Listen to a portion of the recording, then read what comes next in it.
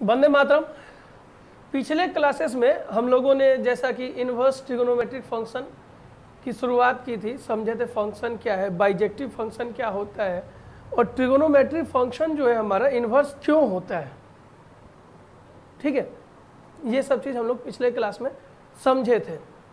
Sign का graph खींचे, sign inverse का ग्राफ खींचे, उसके बाद एक बात हम कह के गए थे कि रिस्ट्रिक्ट करना बाद में सिखाएंगे।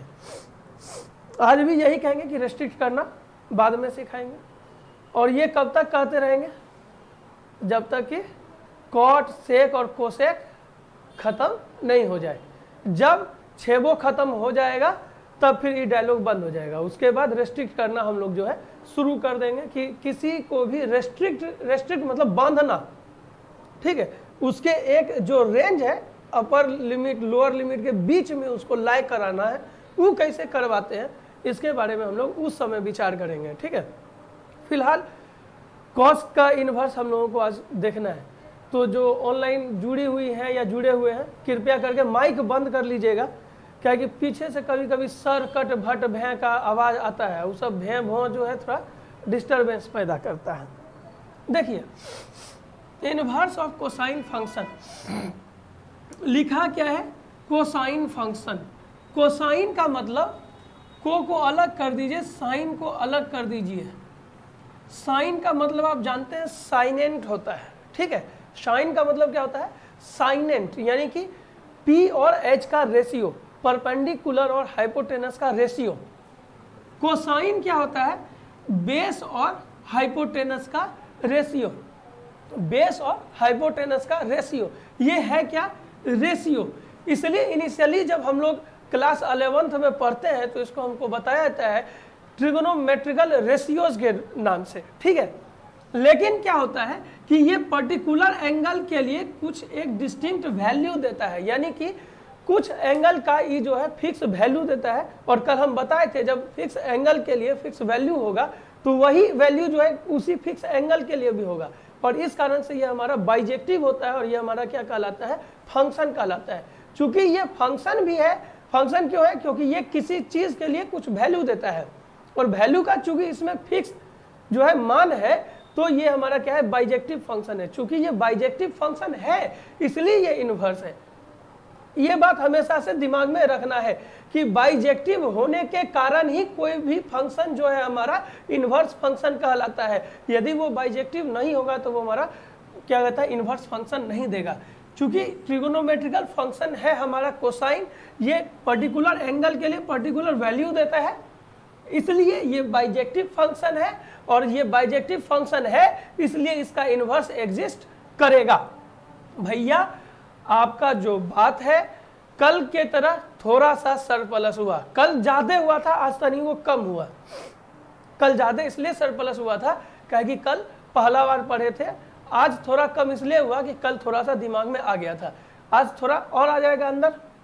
जैसे कि माने कि ये जो है हमारा एंगल है, ठीक है, और ये हमारा क्या है? वैल्यू है। किसके लिए चल रहे हैं भाई? कॉस के लिए। फंक्शन क्या है? कॉस का है। तो 0, 30, 45, 60, 90। 0 का 1, 30 का √3/2, 1/√2, 1/2 और 0।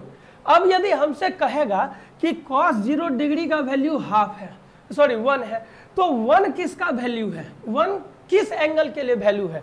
45 के लिए ना, 60 के लिए ना, 90 के लिए ना, 30 के लिए ना, किसके लिए?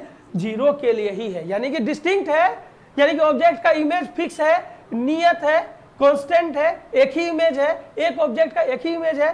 तो जो इमेज है वो पर्टिकुलर ऑब्जेक्ट का है, इसलिए ये हमारा क्या है? बाइजेक्टिव है। यानी कि इधर से इधर जा रहे हैं तो इधर से इधर भी हम ढूंढ सकते हैं कि ये किसका है, तो ये हमारा हो गया बाइजेक्टिव। और इसलिए जब ये बाइजेक्टिव होता है तो fx बराबर यदि y हो तो x equal f inverse y लिख सकते हैं, दैट इज gy। ठीक है, जहां g जो है ये f का इनवर्स है। क्या है? इनवर्स है, इसको f इनवर्स लिख सकते हैं। डन। तो ये हो गया कॉस का बात। अब जो है थोड़ा सा हम लोग इसके ग्राफ के ऊपर एक बार जो है ध्यान दे लेते हैं। ठीक है, तो ग्राफ के ऊपर ध्यान देते हैं भैया। ग्राफ के ऊपर ध्यान देने के लिए जो है हम लोगों को क्या करना होगा, सबसे पहले इसका टेबल तैयार करना होगा। जैसे हम लोग कल साइन का टेबल तैयार किए थे, वैसे ही आज कोसाइन का टेबल जो है हम लोग तैयार करेंगे। ठीक है, तो एक हो जाएगा हमारा एंगल और दूसरा हो जाएगा वैल्यू। और हाँ, एक और बात जो कल के क्लास में बोल दिया था, क्या बोला था कि अब जो है एंगल 0, 30, 45 वाला जो इतिहास है वो हम लोग नहीं दोहराएंगे। हम लोग कौन सा इतिहास दोहराएंगे? हम लोग अब इतिहास में पढ़ेंगे रेडियन, और ये जो 0, हाफ, √3/2 कर रहे थे ये नहीं करेंगे। क्या करेंगे? डेसिमल। ठीक है, तो 0, उसके बाद π/6, π/4, π/3, π/2, उसके बाद फिर 2π/3, 3π/4 के बाद 5π/6 के बाद पाई डेट इज 180 तक हम पहुंच गए। अब ये एक्स्ट्रा जगह इसका यहाँ पर कोई रिक्वायरमेंट नहीं है, हटा देते हैं। cos 0, 1, फिर यहाँ पे 0.8, 0.7, 0.5, उसके बाद 0, और फिर यहाँ पे 0.5 माइनस में -0.7, -0.8 और -1। अब आप देखिएगा कि 90 के बाद और 180 तक में वैल्यू मैंने माइनस में रखा है। क्यों भाई? क्योंकि ये दूसरे घर में आता है। 90 से 180 यहाँ आता है सेकेंड क्वाड्रेंट में, और सेकेंड क्वाड्रेंट में चूंकि ये हमारा बेस है जो कि एक्स निगेटिव एक्सिस है, तो इस कारण से कॉस का वैल्यू हमारा क्या होता है? निगेटिव होता है। तो यहाँ पर जो है इसका वैल्यू मैंने निगेटिव रख दिया है। ठीक है, अब क्या करेंगे? इसका ग्राफ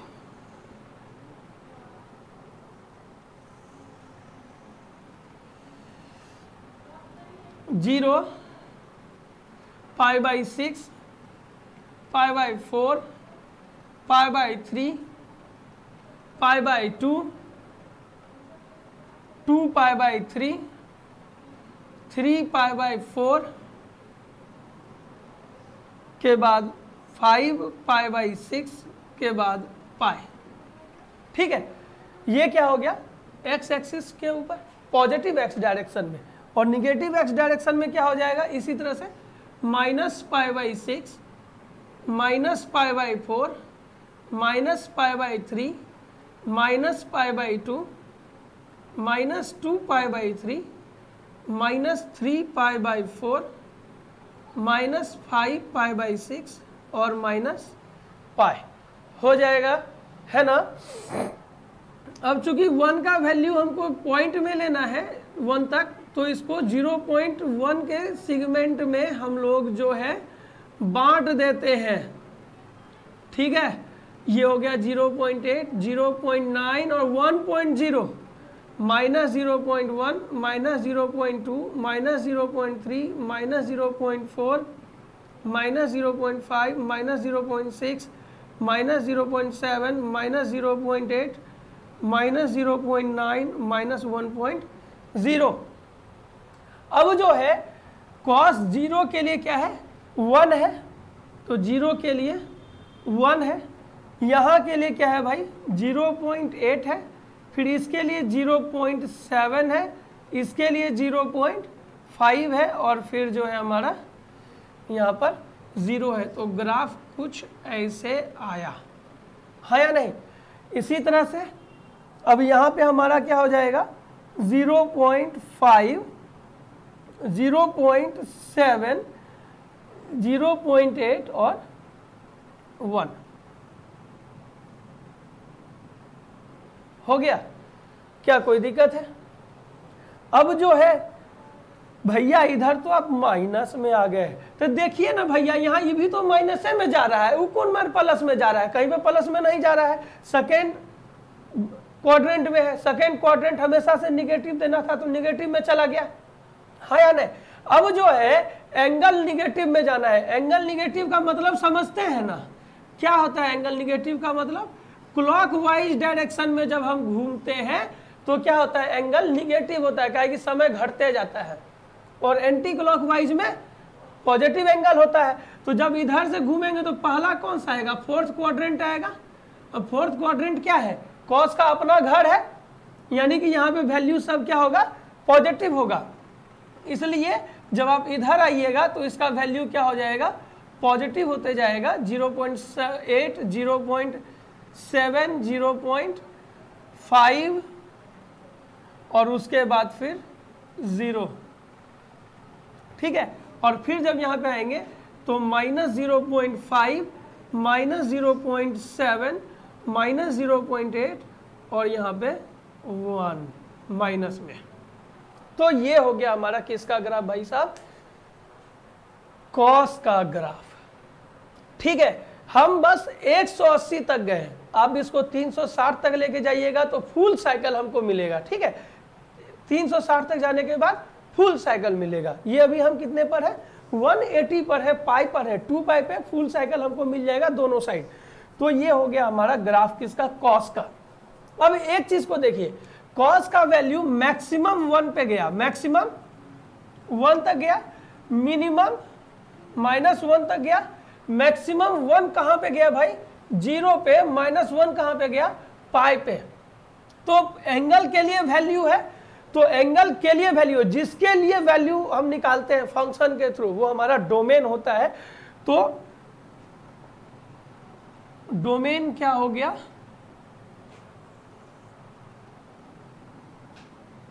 0 से पाई, रेंज क्या हो गया, -1 से 1। पिछले क्लास के वीडियोस में, मतलब जो पिछला क्लास हम लोगों ने किया था, तो उसमें क्या था कि यहाँ पे मैंने ओपन दे दिया था और बोला था कि इसके बारे में अगले क्लास में बताऊंगा। तो अभी मैं इसको क्लियर कर देना चाहता हूँ कि यहाँ पे जो क्लोज लगाया, इसका कहने का मतलब कि इसका वैल्यू इससे कम नहीं हो सकता है और इससे ज़्यादा नहीं हो सकता है, ये उसके बीच में रेस्ट्रिक्ट रहेगा, हमको उसी में इसको बांध करके रखना है, ठीक है। तो ये हो गया हमारा कॉस का। अब हमको क्या निकालना है, कॉस इनवर्स का ग्राफ निकालना। आई होप कि ग्राफ कट नहीं रहा हो, तो कॉस इनवर्स के ग्राफ की ओर एक बार चलते हैं, ठीक है। अब इनवर्स की ओर जब हम जा रहे हैं तो एक बात को हम लोग फंक्शन और इनवर्स फंक्शन में क्लियरली पहले से जान रहे हैं कि फंक्शन का डोमेन इनवर्स फंक्शन का रेंज हो जाएगा और फंक्शन का रेंज इनवर्स फंक्शन का डोमेन हो जाता है, जस्ट उल्टा, ओके। तो अभी अब हम किसके लिए चलेंगे, कॉस इनवर्स के लिए चलेंगे, और एकदम कान, आंख और नाक खोल के ध्यान देना है। अब बोलिएगा भैया इन नाक का क्या उपयोग है, जो कि आप बोले नाक खोल के रखना है। देखिए क्या है कि पड़ोसी में यदि किसी के यहाँ भोज उज हो रहा होगा तो आपका ध्यान जो है, ओह मंचूरियन, अरे बाप चाउमीन भी है, लग रहा है मुर्गा भी बन रहा है, तो ध्यान चल गया मुर्गा पर और पढ़ाई हो गया कुकड़ू को, हो या नहीं।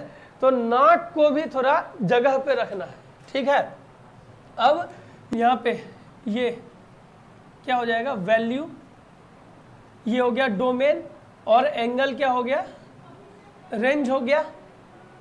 तो शुरुआत करते हैं 1, 0.8, 0.7, 0.5 और फिर 0, उसके बाद -0.5, -0.7 और उसके बाद फिर -0.8 और फिर -1।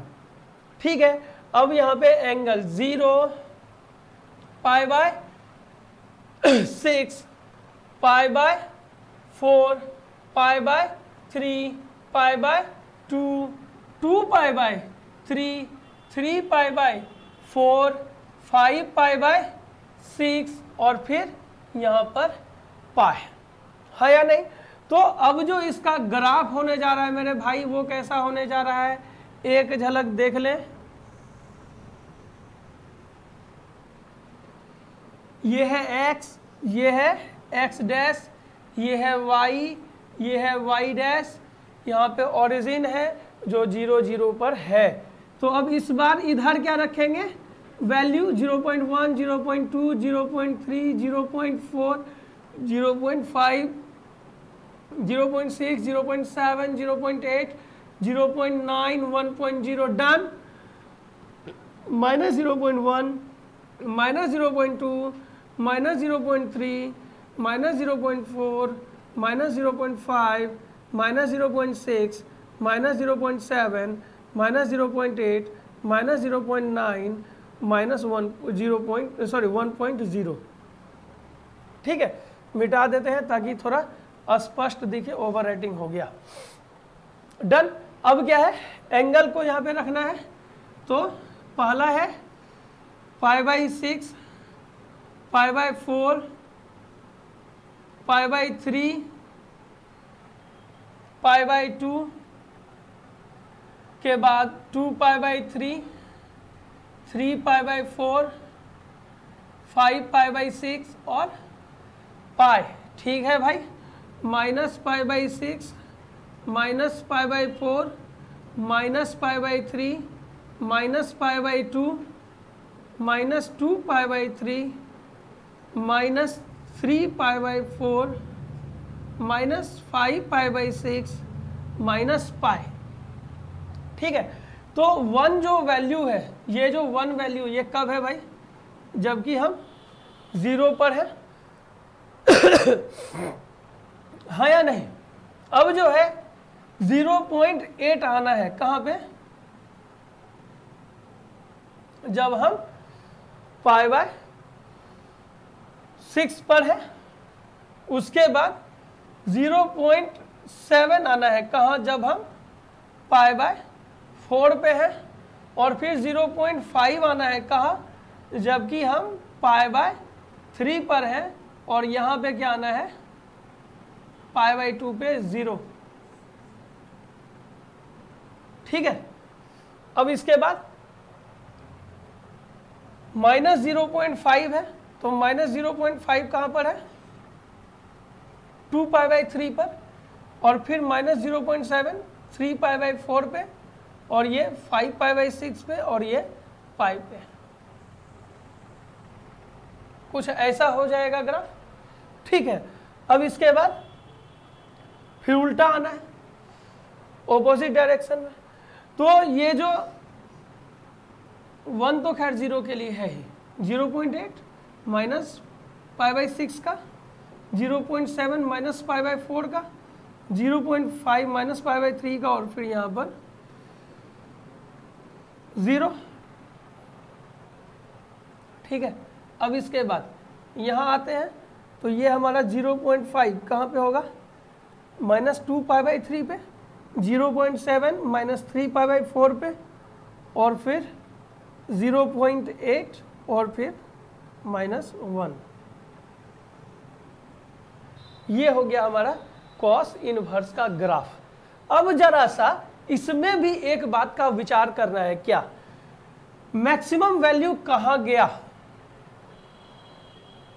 मैक्सिमम वैल्यू कहाँ गया, 1 गया।